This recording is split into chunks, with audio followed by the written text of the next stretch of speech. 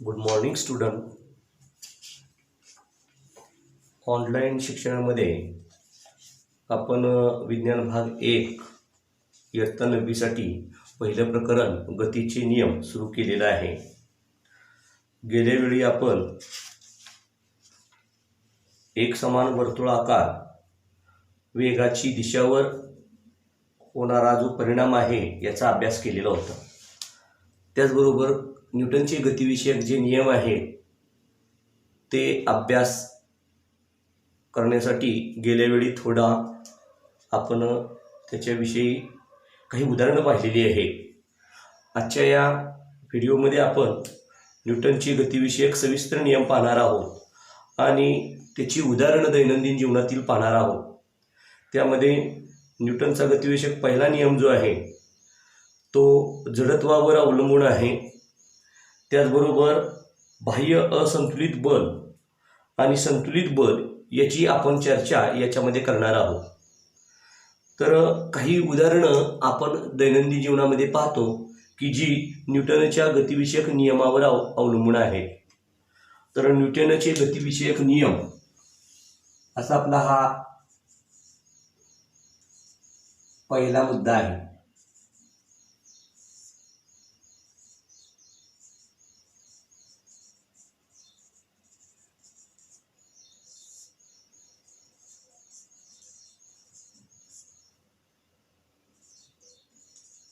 न्यूटनचा गतिविषयक पहिला नियम जो आहे याच्यामध्ये दैनंदिन जीवनामध्ये असणारी जी उदाहरणं आहेत, उदाहरणार्थ स्थिर अवस्थेत असणारी एखादी वस्तू ती बल लावल्याशिवाय हलत नाही.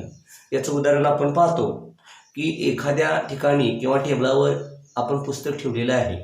ते पुस्तक आपण स्वतःहून किंवा कोणतंही बल लावल्याशिवाय ते स्वतःची जागा बदलत नाही.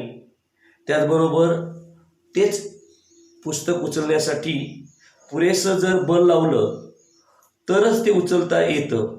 जर पुरेसं बल लावलं नाही तर ते उचलता येत नाही. आता फांदी हलवल्यानंतर झाडावरून फळ खाली पडतं आणि दैनंदिन जीवनामध्ये असणारी जी उदाहरणं आहेत, उदाहरणार्थ फिरणारा विजेचा पंखा हा बंद केल्यावरही पूर्णपणे लगेच थांबत नाही, तो काही वेळ फिरत राहतो. अशी काही उदाहरणं आहेत. याचा जडत्वाशी संबंध आहे. न्यूटनचा गतिविषयक पहिला जो नियम आहे तो नियम जडत्वाचा नियम म्हणूनही सांगितला जातो. जडत्वाची सर्व उदाहरणं ही गतिविषयक पहिल्या नियमाची उदाहरणं आहेत. तर जडत्व म्हणजे तर काय, तर सद्यस्थिती स्वतःहून न बदलण्याची पदार्थाची जी प्रवृत्ती असते तिला जडत्व असं म्हटलं जातं. त्यासाठी इयत्ता 7वीला आपण एक प्रयोग पाहिलेला आहे की ज्या प्रयोगामध्ये एक ग्लास घ्यायचा आहे आणि या ग्लासवर पुठ्ठा ठेवायचा आहे आणि पुठ्ठा ठेवल्यानंतर याच्यावर नाणं ठेवायचं आहे. आता हे 5 रुपयाचं नाणं आहे. आपण पुठ्ठ्याला टिचकी मारायची आहे, नाणं तुम्हाला खाली पडताना दिसेल. म्हणजे इथं नाण्याला आपण काय केलं नाही, धक्का दिलेला नाही, तर नाणं ग्लासमध्ये पडताना दिसते. अशी काही जी उदाहरणं आहेत ती जडत्वावर अवलंबून आहेत. आता दुसरा एक प्रयोग आहे किंवा खेळ आहे रस्सी खेच. हा आपण पाहतोय दोन्ही बाजूला रस्सी खेचली जाते.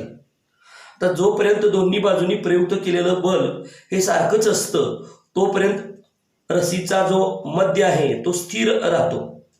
इथं दोन्ही बलं जे आहेत, दोन्ही बाजूंची बलं ही समान बलं असतात, म्हणून या बलांना संतुलित बलं असं म्हटलं जातं. आता या संतुलित बलामध्ये रस्सीचा मध्य जो आहे तो स्थिर असतो. ज्यावेळी एका बाजूनं बल प्रयुक्त केलेलं बल वाढतं त्यावेळी प्रयुक्त बल असंतुलित होतात व परिणामी बल अधिक बलाच्या बाजूला प्रयुक्त होते व रस्सीचा मध्य त्या दिशेला सरकतो. जे संतुलित बल आणि असंतुलित बल, संतुलित बलामध्ये रस्सीचा मध्य हा स्थिर असतो आणि असंतुलित बलामध्ये ज्या बाजूला प्रयुक्त केलेलं बल हे जास्त असतं त्या दिशेला त्याचा मध्य सरकतो.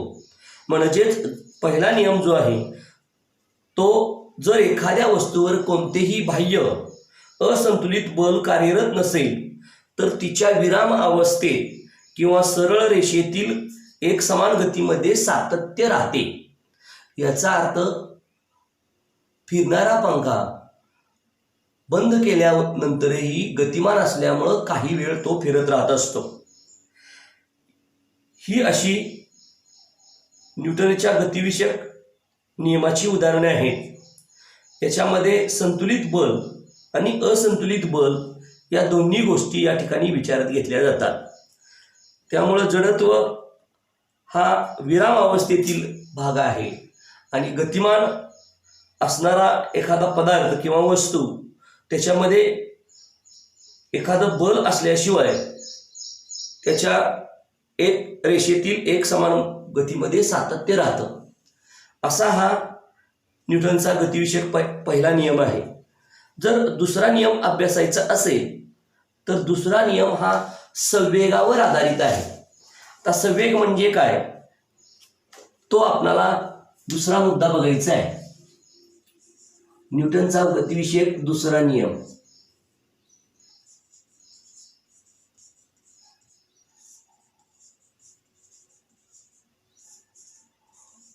हा दुसरा नियम जो आहे तो संवेगावर अवलंबून आहे.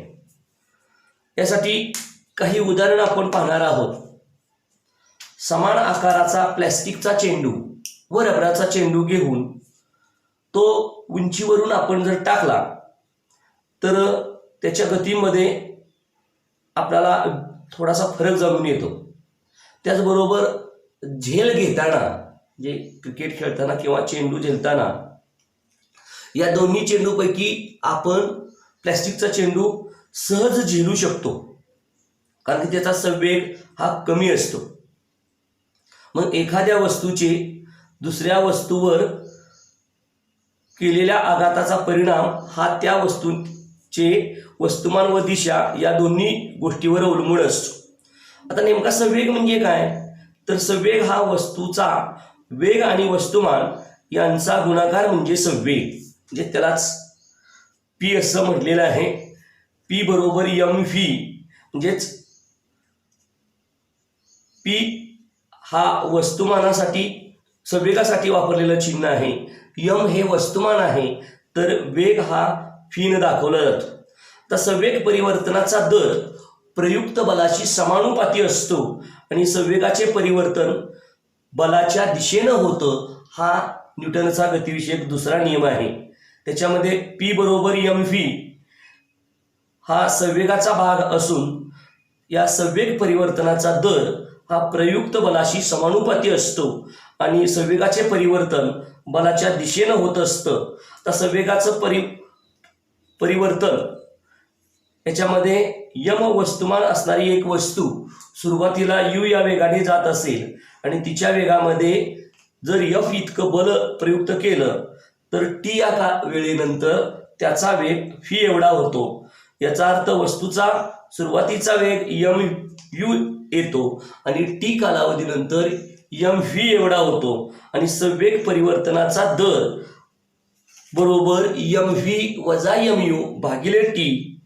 म्हणजेच यम कॉमन काढला तर मांडणी केल्यानंतर लक्षात येईल यम कंसात व्ही वजा यू अपॉन टी म्हणजेच एम ए असा न्यूटनचा गतिविषयक दुसरा नियम आहे. संवेग परिवर्तनाचा दर हा प्रयुक्त बलाशी समानुपाती असतो. म्हणजेच एम ए प्रमाणात एफ. याचा अर्थ संवेग परिवर्तनाचा दर हा जो आहे तो प्रयुक्त बलाशी समानुपाती असतो आणि एफ बरोबर के एम ए. एफ बरोबर के एम ए. के हा इतर स्थिर आहे आणि त्याचं मूल्य जर आपण 1 एवढं घेतलं तर एफ बरोबर एम ए. एफ बरोबर एम ए असं न्यूटनच्या गतिविषयक नियमाचं दुसरं सूत्र आहे आणि ते गणितीय स्वरूपात आपल्याला असं मांडता येतं. आता SI पद्धतीत बलाचं एकक न्यूटन आहे. त्यामुळं 1 किलोग्रॅम वस्तुमानात 1 मीटर पर s वर्ग त्वरण निर्माण केलं तर तयार होणाऱ्या बलास 1 न्यूटन बल असं म्हटलं जातं. आणि 1 n बरोबर 1 किलोग्रॅम गुणिले 1 मीटर पर s वर्ग असं SI पद्धतीतलं बलाचं एकक आहे. आणि सीजस पद्धतीत बलाचं एकक डाईन आहे, म्हणून 1 डाईन बरोबर 1 ग्रॅम गुणिले 1 cm पर s वर्ग अशी काही न्यूटनच्या गतिविषयक दुसऱ्या नियमाची उदाहरणं आणि एककं पाहिलेली आहे. आता न्यूटनचा गतिविषयक तिसरा जो नियम आहे, न्यूटनचा गतिविषयक तिसरा नियम, न्यूटनच्या गतिविषयक तिसऱ्या नियमामध्ये आणखीन काही उदाहरणं आहेत की ज्याच्यामध्ये आपण पाहतोय की क्रियाबल आणि प्रतिक्रियाबल अस्तित्व तिथं जाणवत असतं. आता न्यूटनच्या तिसऱ्या नियमामध्ये काही उदाहरणं आहेत. त्यासाठी एक फुगा घेऊन त्याच्यामध्ये हवा भरायची आहे आणि त्याचं भरलेलं जे तोंड आहे ते एकाच वेळी आपण जर सोडून दिलं तर आपण पाहतो की ज्या तोंडातून किंवा छिद्रातून हवा बाहेर पडते त्याच्या विरुद्ध दिशेनं तो फुगा हा उंच उंच जाताना दिसतो. आता दुसरं एक उदाहरण आहे की छोटी होडी तयार करायची आहे प्लॅस्टिकची आणि त्याच्यामध्ये पाठीमागच्या बाजूला जर छिद्र पाडलं आणि ती होडी पाण्यामध्ये सोडली आणि जर समजा आपण ज्योत तयार करून ती पेटवली तर छिद्रातून काय होतं, ज्या पद्धतीनं धूर बाहेर जातो त्या पद्धतीने ती होडी पुढं सरकत असते. अशी काही